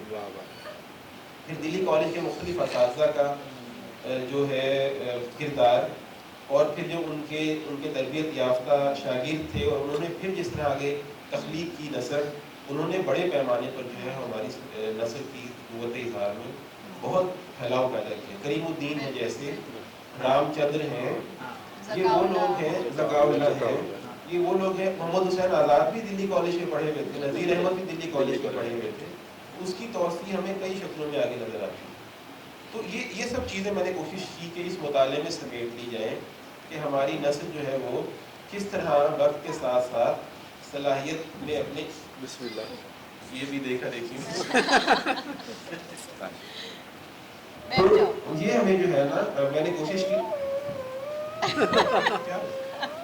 कुछ नहीं, आप चलते जाइए सर, गोदी में बिठा लो, आ जाओ बाबा की गोदी में आ जाओ। तो लग रहा है हाईजैक हो गए बाबा, मामा से नाराज हो गई बाबा हाईजैक हो गए। लेकिन अब इसका पैमाना लब रहे डांट खा के भी, माँ से डांट खा के यहाँ भागी। तो बहरहाल मैंने कोशिश की कि इस मुताले में इन सब चीज़ों को समेट लिया जाए और कोशिश की जाए कि 1869 तक हमारी नस्ल जिन जिन इनकलाबात से दो चार हुई और जो कुछ उसमें नया इजाफा हुआ, फिक्री सतह पे हुआ, उसलूब की सतह पे हुआ, अदबी सतह पे हुआ, उस सब का जो है वो एक जायज़ा मुरतब किया जाए और वो सिर्फ अदबी सफ़र जो हमारी नस्ल का है उस तक महदूद न रहे, उसको है उन तमाम जो है वो मंतिकों तक फैला दिया जाए जो नस्ल बयान करना चाह रही थी और कर पा रही थी। और हमें हैदराबाद दक्कन में 1830 की दहाई में साइंसी मौज़ूआत पर किताबें तस्नीफ़ होती नज़र आती हैं, तर्जुमा होती नज़र आती हैं। सित्ता शमसिया के नाम से एक हैदराबाद दक्कन के नवाब थे, उन्होंने अपनी सरपरस्ती में 6 किताबों की सीरीज़ जो है वो तर्जुमा करवाई, जो एक केमिस्ट्री पर थी, एक फिज़िक्स पे, एक जो थी वो ऑप्टिक्स पे थी, एक एस्ट्रोनॉमी पे थी। ये 1836 की बात है और वो सित्ता शमसिया के नाम से पूरा सेट था और उसके 3-4 एडिशन छपते रहे, बात ये मिल जाते हैं, यानी मद्रास से छपे हुए, हैदराबाद से छपे हुए। अब हमें इनकी खबर ही नहीं है, हमें इल्म ही नहीं कि कुछ ऐसा भी था हमारे पास। और उनकी नस्ल पढ़ के देखें तो हमें बिल्कुल ही महसूस होता है कि आज से 200 साल पहले जो है उन्हें कोई मुश्किल पेश आ रही थी कि हमने इस्तिलाहों को कैसे बयान करना है, हमने साइंसी मौज़ूआत को कैसे बयान करना है। अभी रूड़की कॉलेज का जिक्र किया दाऊद साहब ने, यानी 1847 में ये सिविल इंजीनियरिंग कॉलेज कायम हुआ, शुमाली हिंदुस्तान का पहला सिविल इंजीनियरिंग कॉलेज था। तो उसमें जो हमारे मकामी तलबा थे वो उर्दू ज़रिए तालीम था उनके लिए, और उनके लिए जितनी भी नसाबी किताबें तैयार की गई, जो 30 से ज़ायद थी तादाद में, 35-36 थी, वो सब उर्दू ज़बान में थी। जो भी सिविल इंजीनियरिंग के बुनियादी मबाहिस हैं वो सब उर्दू ज़बान में बहुत आसान तरीके। कन्हैया लाल ने किताबें लिखी जो लाहौर में बाद में चीफ इंजीनियर भी रहे, और जदीद लाहौर की जो शक्ल है उसमें बहुत कुछ कन्हैया लाल का भी जो है वो हिस्सा है। वो रोटी कॉलेज के पढ़े हुए थे, हमारे रेलवे स्टेशन की जो इमारत है वो उनकी डिज़ाइन कर रहा है, हमारी माल रोड की बहुत सारी इमारतें हैं। खुद सर गंगाराम रुड़की कॉलेज के पढ़े हुए थे, तो गंगाराम ने भी जो है वो बहुत बुनियादी किरदार अदा किया हमारे नए लाहौर की जो तामीरात है उसमें। तो ये एक बहुत शानदार सफ़र है और ये 1869 तक का है सफ़र। आप अंदाज़ा कर सकते हैं कि ये बाद में किस तरह जो है वो सामने आता रहा, लेकिन बदकिस्मती से और बहुत सी वजूहात की वजह से 1930-40 और फिर पाकिस्तान बनने के बाद से इन चीज़ों को जो है बिल्कुल भुलाना शुरू कर दिया गया, और अब कोई ढूंढे तो कुछ मिलना शुरू हो जाता है, हमारे सामने कोई मालूमात नहीं मिलती है। तो ये कुछ मुख्तसर सा जो है इसका खुलासा है इस काम का जो आपके सामने मौजूद है।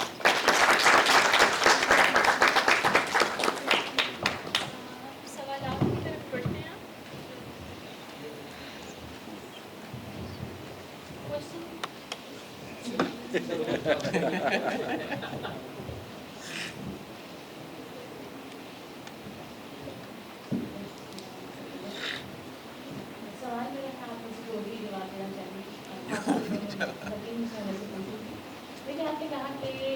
जो मोरालिटी आ रही थी ना 3-4 बिलियन को चाहिए, क्योंकि जो टैक्स है उनको अगर इसको अपने करीब रखें। हाँ बिल्कुल, आपकी आवाज़ गायब हो गई। जी जी। हाँ ये पूछना चाह रही थी कि इसकी वजह क्या थी कि यहाँ मिशनरीज का इन्फ्लुएंस बहुत ज़्यादा था, उस वजह से वो इस तरह से कर रहे थे, या यूरोप में इस तरह से शुरू हो चुका था कि वहाँ मॉरल जो है वो एक तहरीक शुरू हो गई थी? क्योंकि जब हम नॉवल पढ़ते हैं तो नॉवल में हम उसको जोड़ देते हैं कि विक्टोरियन मॉरलिटी की बात कर रहे हैं, तो अब 1800 में जब ये शुरू हो रहा है तो इनके सामने फिर क्या मॉडल रखना होगा, मुझे ये समझ नहीं है। मैं इसको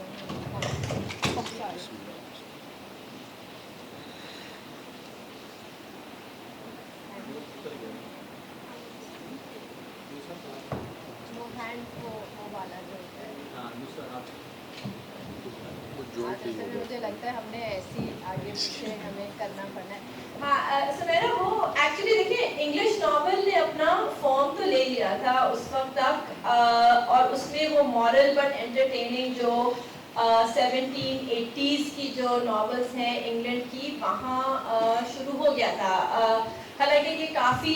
वाइल्ड नॉवेल्स थी कहीं, जैसे अगर आप डैनियल डेफो की वो देख लें, मॉल फ्लैंडर्स जो थी, जो एक एक्चुअल प्रॉस्टिट्यूट के बारे में थी जो इधर उधर वो भाग रही थी, मगर उसमें अगेन मॉरल्स बहुत पावरफुल होते हैं कि ये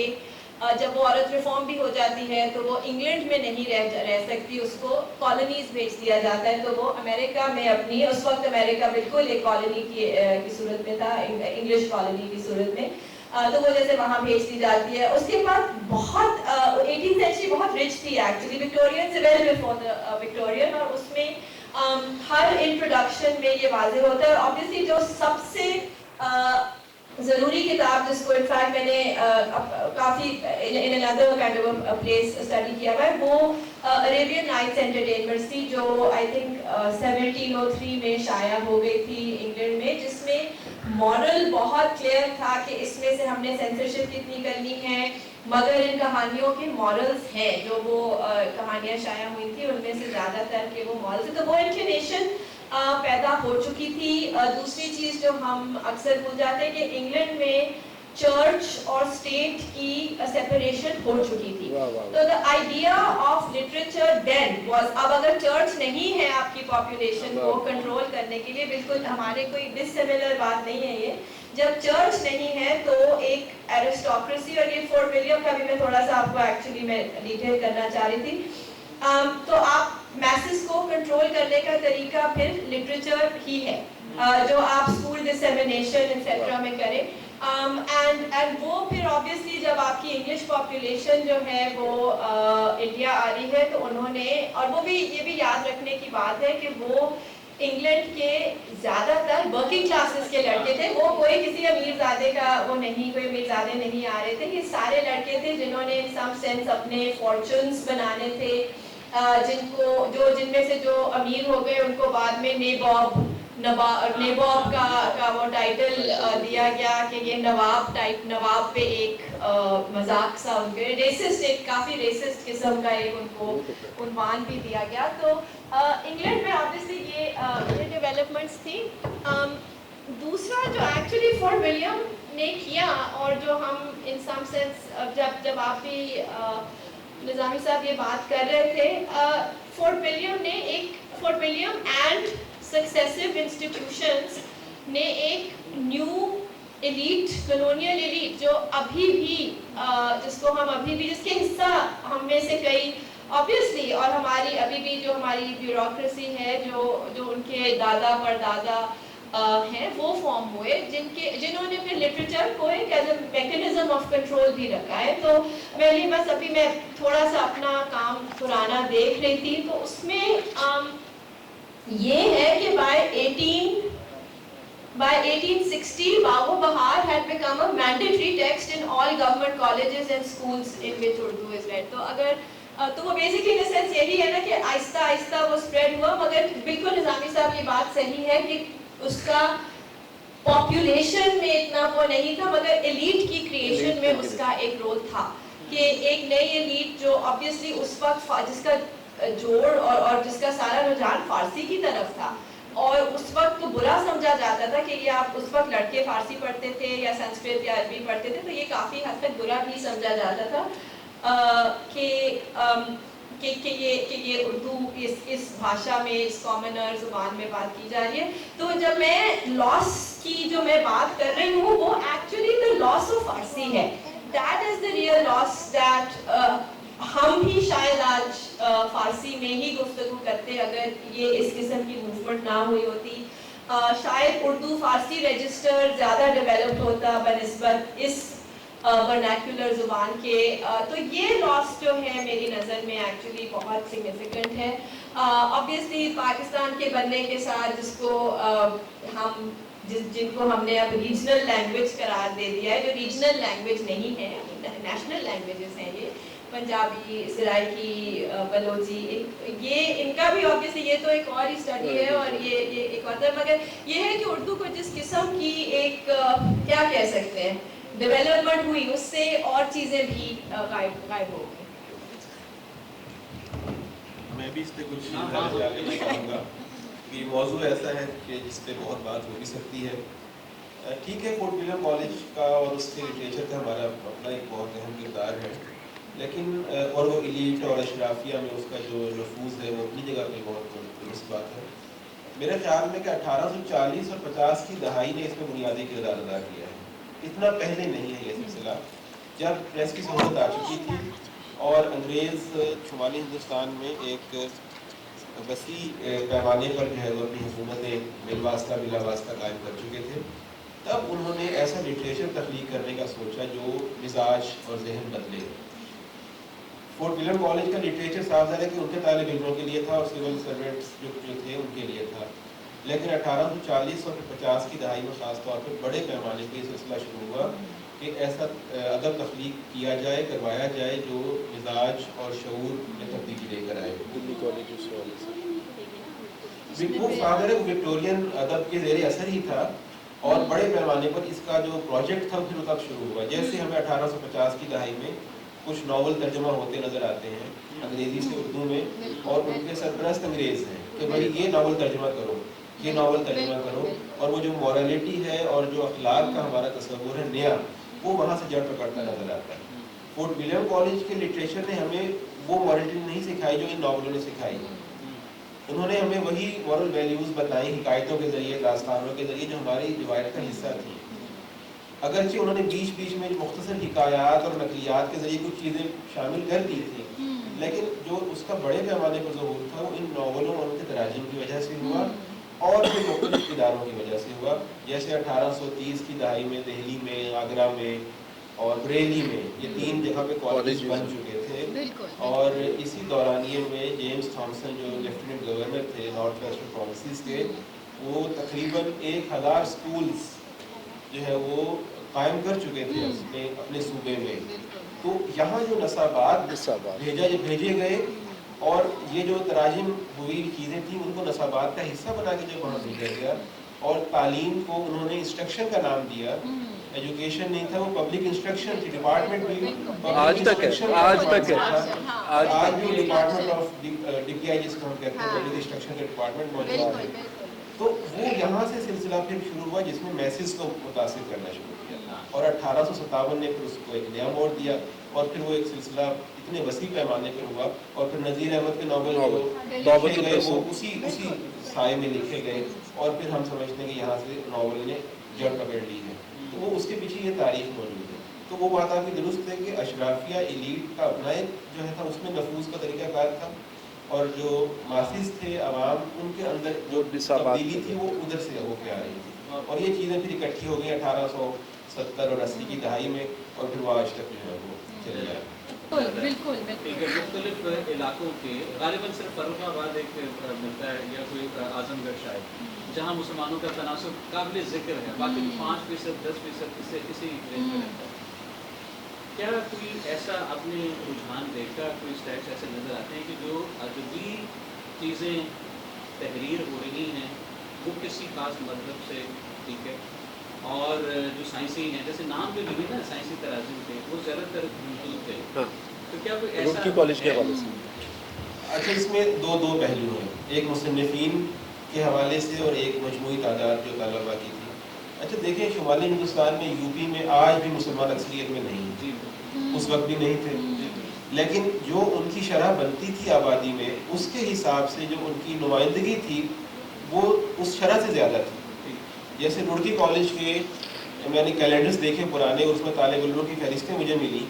جو 1847 سے 1870 تک کی فہرستیں تھیں. تو ہندو اور مسلم طلبہ برابر ہے, بالکل برابر. اس میں یہ ضرور ہے کہ مصنفین میں ہندو جو ہے لکھنے والے وہ نمایاں ہیں, لیکن طلبہ میں ان کی نمائندگی بالکل برابر ہے. اور جو جیمز تھامسن جس نے یہ سارا پروجیکٹ شروع کیا تھا اسکولوں کے قیام کا, اور رڑکی کالج بھی اسی نے قائم کیا, وہ اس چیز کا حامی تھا کہ مذہب کی بنیاد پر کوئی تفریق نہ کی جائے, کیونکہ ایسٹ انڈیا کمپنی کی اسٹیبلشمنٹ کے اندر بھی دو طرح کے اسکولز تھے کہ وہ یہاں پہ تفرقہ پیدا کرنا چاہتے ہیں یا نہیں کرنا چاہتے, مذہب کو استعمال کرنا چاہتے ہیں یا نہیں کرنا چاہتے, زبان ان کا ایک ٹول بن سکتی ہے کہ نہیں بن سکتی. تو جیمز تھامسن جو تھا وہ دوسری طرف تھا, اس نے کہا کہ اس کو خالصتاً آپ جو ہے وہ تعلیم کے پھیلاؤ کی طرف اس کو مرکوز رکھیں, اور جو بھی گرانٹس کمپنی دے گی وہ صرف اشاعت تعلیم کے لیے دے, اس کے پیچھے جو کوئی آپ کی مقاصد ہیں وہ آپ الگ سے جو ہے ان کو, جیسے بنارس میں اسی زمانے میں بنارس کے کمشنر تھے ہنری کار ٹکر,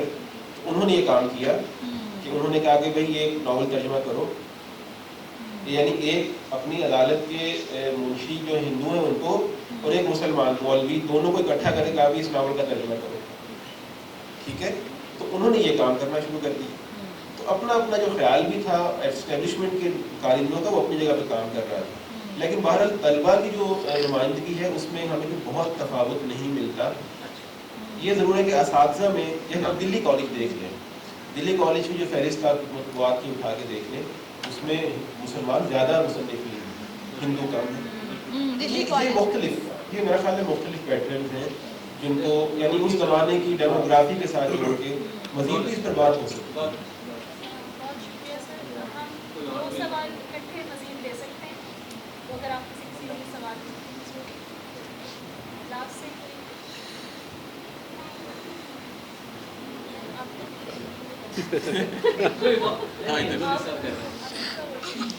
میرا سوال اس بارے میں ہے کہ داؤد صاحب نے اپنے ابتدائیے میں ذکر کیا تھا گلبارہ کا, جہاں پر انہوں نے بتایا کہ کس طرح جو تاریخ ہے اور ناول ہے, یہ فکشن ہے, وہ کس طرح مدغم ہو جاتے ہیں. تو میں بالکل ایگری کرتا ہوں اس بات سے, اور I think this is very important. لیکن بہت ساری بات بھی یہاں پہ جو کلونیل امپیکٹ ہے اس کی بھی, اور اس کے بعد کس طرح اسلوب کے اندر بھی فرق یا چینج آنا شروع ہو جاتی ہے. میرا کویشچن یہ ہے کہ جب ہم پاسٹ کی بات کرتے ہیں تو ظاہر ہے ایک کلچرل پاسٹ بھی ہے, صرف کرونالوجیکل پاسٹ کی تو ہم بات نہیں کرتے, ایک کلچرل پاسٹ ہے, ایک تھیمیٹک پاسٹ ہے. تو جب یہ اسالیب کے اندر تبدیلی آتی ہے تو وہ پاسٹ کے ساتھ جو ڈیلنگ ہے تھیمیٹک سطح پہ اور جو کلچرل سطح پر وہ کس طرح تبدیل ہو جاتی ہے, اور وہ اتنا آسان ہے کیا, ایک یہ کویشچن. دوسرا یہ ہے کہ کیونکہ ہم یہ معاصر فکری تصورات کی بھی بات کر رہے ہیں, تو آج اگر ہم بات کریں جو کنٹمپرری فکر ہے اس کے جب ہم پاسٹ میں جاتے ہیں تو آبویسلی جو کلونیل تھیمز ہیں وہ بھی یہاں پر ٹریول کیے ہیں لٹریچر کے اندر, اور آج وہ میرے پاسٹ کا حصہ بھی ہیں. تو ڈی کلونیل جو تھاٹ ہے ساری, اس کو سامنے رکھتے ہوئے ہم کس طرح اس کو کس طرح فریم کرنا چاہیے. کیا ہمیں اس سے چھٹکارا پائیں گے تو پھر ہم انڈیجنس اسلوب اور انڈیجنس تھیمز ڈیولپ کر سکتے ہیں, یا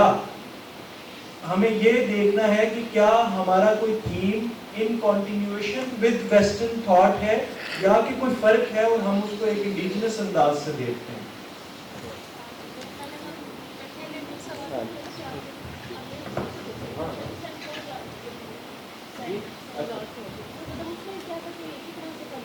سینٹ فورٹ جارج کالج. ہاں سیف, ہاں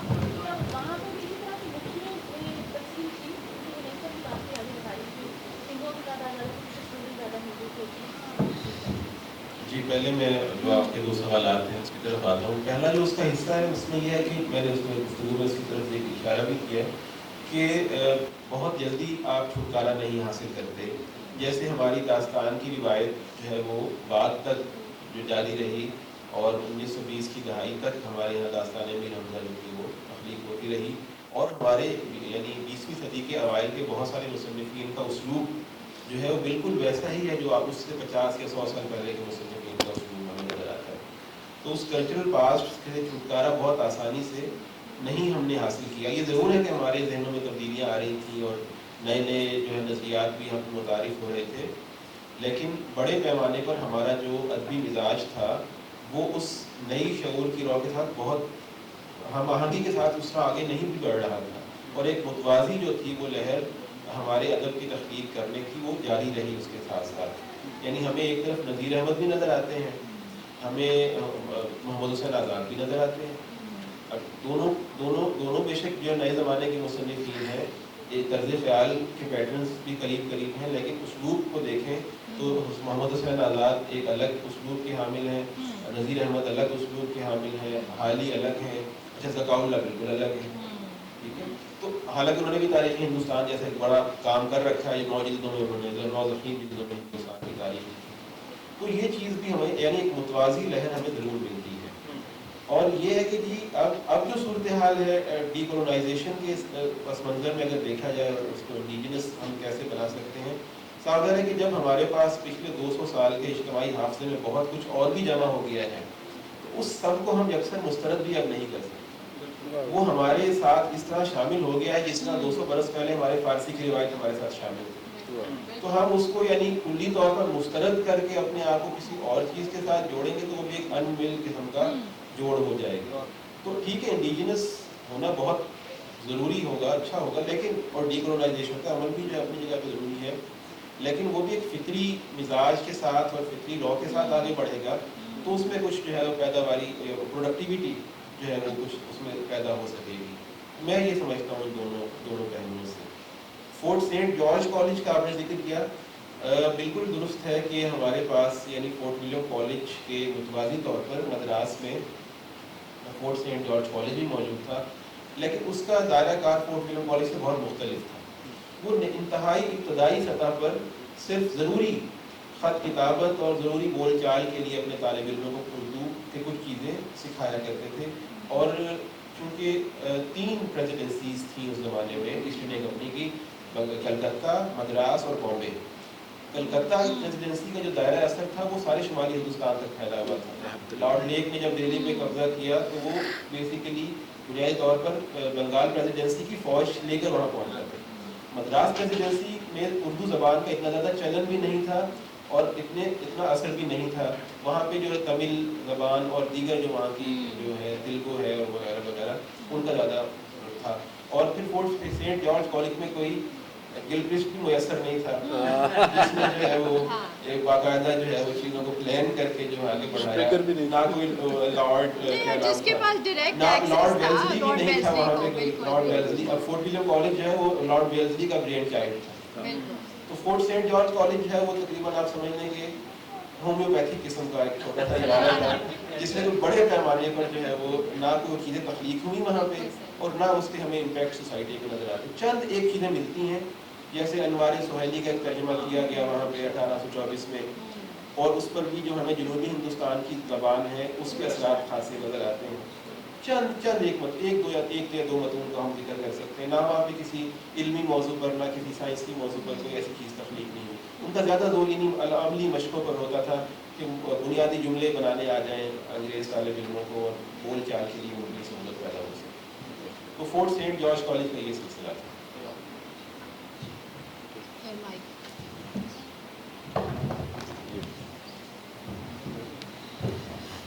ساجد صدیق نظامی صاحب, داؤد حسین صاحب اور ڈاکٹر مریم قاصد, آپ سب کی تشریف آوری کا بہت شکریہ. یہ بھرپور علمی نشست رہی. اس کے ساتھ ساتھ آپ سب کی بھی شمولیت کا اور سوال جواب کی نشست سے اس کو مزید علمی بنانے کی آپ سب کی شکر گزار ہوں. میں ہمارے پاس ان پہ کچھ سوینرز موجود ہیں, میں چاہوں گی کہ میں اپنے اسپیکرز کو ہم کو پیش کریں اور پھر آپ کے لیے چائے کا اہتمام ہے. باقی کی جو غیر رسمی گپ شپ ہے وہ پھر ہم باہر اس کو جاری رکھیں گے. آپ سب کا شکریہ.